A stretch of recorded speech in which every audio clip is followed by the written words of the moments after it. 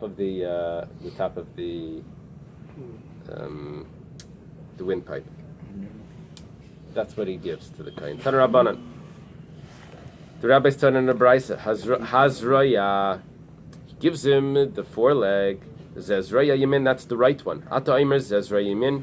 You say that it's the right one. Ein El Zraya Small. Maybe it's the left one. Talmud Laimar Hazraya. The pasuk says the, right? The ha. It says the extra hey. Hazraya. My Talmuda. What does that teach me? It says Kedama Rava, like Rava taught us. It says Hayerech Hamiyumanus. When it comes to the thigh, you have to give the thigh. It says Hayerech. Al kaf hayerech. When we said that the gid hanasha was on the thigh, Rabbi Yehuda says that it's only in one. He says that it's hayerech means the right one. So hamiyumana shabiyerech, the right one of the thighs. So hachanami hazraya, when it comes to the hazraya, to the foreleg, hamiyuman shemazraya means the right one. Okay, now the Gemara says that's cute for the legs. That's good. That works because you have two of them, one on the right and one on the left. What about Vahala Chayayim? What about the jaw? How are you going to explain that one? Lamayasa, what does that tell me? It says Lahavi Tzemer Shabresha Klasim, Besar Shabazakan Tiashim. It's coming to tell me that the wool that's on the head of the sheep, or the goatee, the beard of the goat, you have to give to the. Nobody got it. You have to goatee. You have to give it to the. That's where it's named after. I think so. Yeah. Yeah. So. You have to give that to the kohen as well. He gets to wear that for Purim. Now, I don't know what they would do with it. Maybe they turned it into a sweater or something. Cashmere. Vahakeva in the stomach. What is it? What do you do with that? It says before we were saying the hay tells me it's the right one. What do you do with the keva? It's one of the sections of Lamayasa. What do you do with that? So you have to read this very carefully.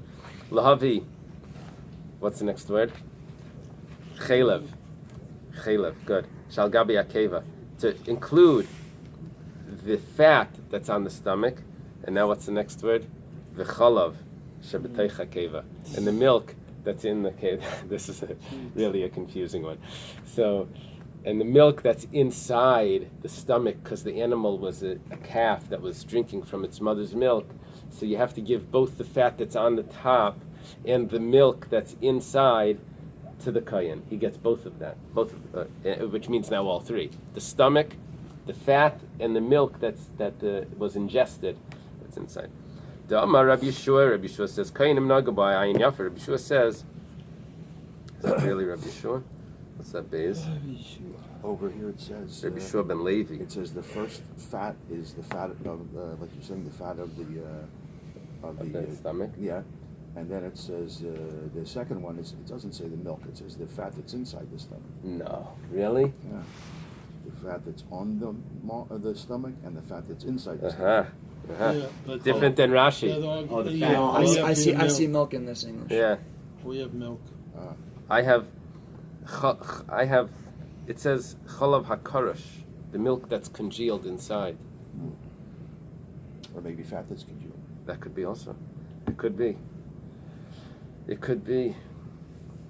Yeah, but up Isn't that until great? now we have two readings of up this. until now we were referring to the Obamaisin. as this is the place where the rennet is. Right. And the whole Gemara talked about the rennet was what made Right. milk Right. into cheese. Right. So why would your son change from To the fat. whole concept to fat? Right. Yeah. Right. Okay. The Amar Rabbi Yeshua ben Levi, I'm adding that in because the Bach has in. Kohen nagabai in Yafa. The Kohenim were very generous with this, and they would give it back to the owners, so the owners could use it also for cheese. Time of the Nagu, it's only because they were accustomed to do this, and the Kohenim are allowed to do whatever they want with it. It's their money. It's a halay Nagu, but if they didn't have this custom, the Dehu, it's obviously theirs. Which means that the Hakeva tells me that the Kohenim get an extra piece. Darshei Chamurais Hayuvaimrim.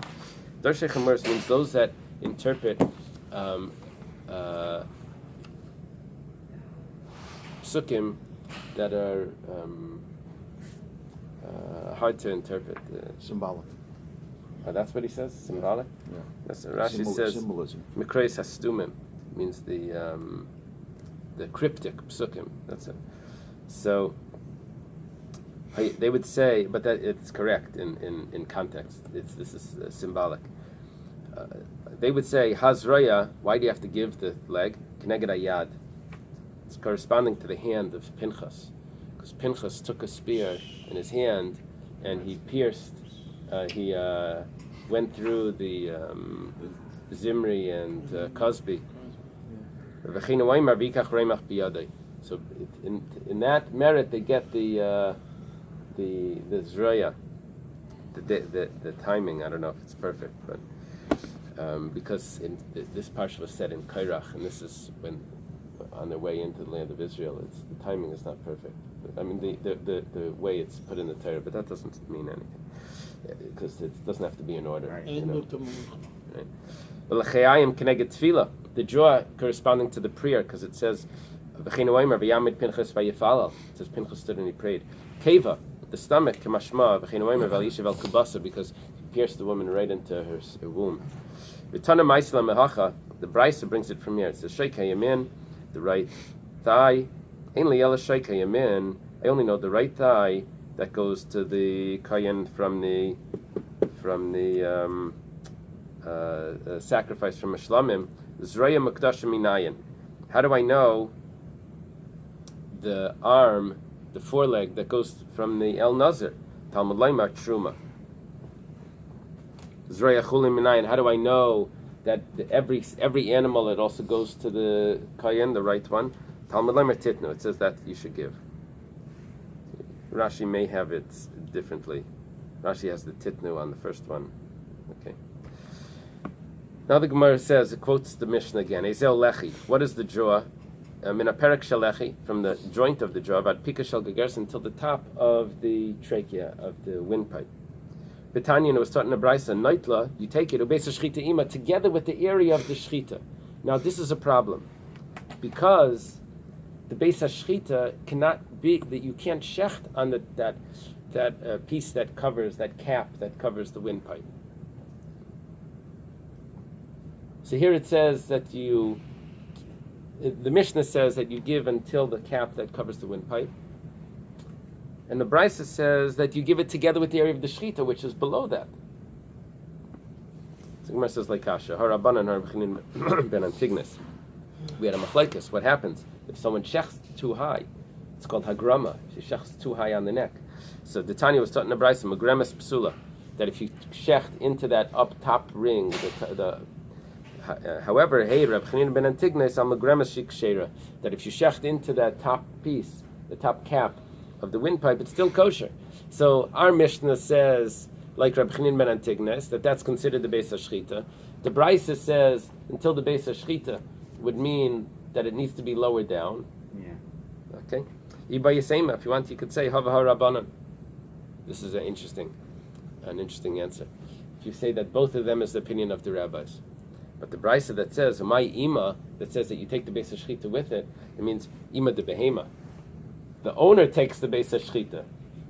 He does not give the Beis HaShchita. It's a pronoun, ima, with it, or with him, means which one? With the head that's going to the kayan, or with the animal? So we're explaining now that it means it goes with the animal. Okay, let's do the Mishnah. Let's see if we can do the Mishnah. Let's see. I'm sorry? No, did he have such a say? This Reb Antignas, we had that before. It was a big discussion in the earlier prakim. Reishis Hagez, the first shearings of wool. Noig ba'aretz b'chutz la'aretz. This applies in the land of Israel, outside the land of Israel. B'fnei habayis, shlei b'fnei habayis. Whether the temple is there, whether it's not there. B'chulin, with the mundane animals, have a leg mekdashim, but not with sacrifices. Chaymer b'zreya v'lachayim b'kevim reishis Hagez. The last perek, which discussed the gifts to the kayin, is more strict than Reishis Hagez. Why? Shazrei v'alchem akeva noing b'bakar b'tzayin. Those gifts that go to the kayin, that applies to cattle and to sheep. B'meruba u'b'muad. Whether it's a large animal or a small animal, many animals or a few animals. Reishis Hagez ain't nagel b'chelas. But Reishis Hagez, the first shearings of wool that need to go to the kayin, that's only by sheep. Ain't nagel b'meruba, no, it's only when you have a lot.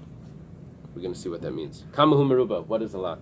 Bishamay says you need 2 sheep. If you do 2 sheep, then you have to give.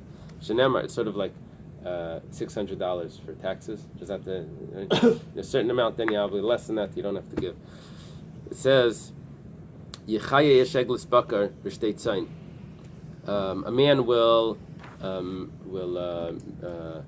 support the cattle and 2 sheep. So 2 sheep is considered enough. It's a pasuk in Yeshaya. Beisil laimrim chamish. Shenemar, as it says, chamish tzayin asuyos. This is by Abigail that's serving David. She prepares 5 sheep. So we see 5 sheep in Tanakh, but that's significant. Rabbi Daisa ben Akina Saimer, Rabbi Daisa ben Horkenes, he says, chamish v'chelis, you have 5 sheep. However, how much wool do you get off that? Goyzes is mana. Mana pras. Each one is giving you a mana and a pras. A mana is like 100 coins, or 25 silver coins. I guess 100 copper coins. 25 silver coins and a half. A mana and a half each one. Chayav esprish zagez. V'chamish v'chelas guzuzis kolshin. The Chacham say there's no amount how much it gives. But how much do you give to the kayin? And maybe there's wool here, but how much? What's the ratio? How much do you give? It says mishkal chamish slaim. The amount of 5 coins be Yehuda. Shein eser slaim begalal, which is 10 coins in galal. I think it's 1/7 of the amount. 1/7? No, that because it's 5 together. I have to add that up. Meloivan v'loy tzai. It's white wool, but not the wool that's dirty. Kedei las men a beged katan, and this is enough that you can make a small garment. Shneimar titin like that you should give to him. Shi'ei kedei matan. It should be enough as a gift. Lo yespik litin layad shetzavai. Let's say you didn't give it to the kayin and you already worked it, you already dyed it. He's potter. Liv nevelay tzavai. Let's say you bleached it, but you didn't dye it. It's chayev. You still have to give it. It's supposed to be white. If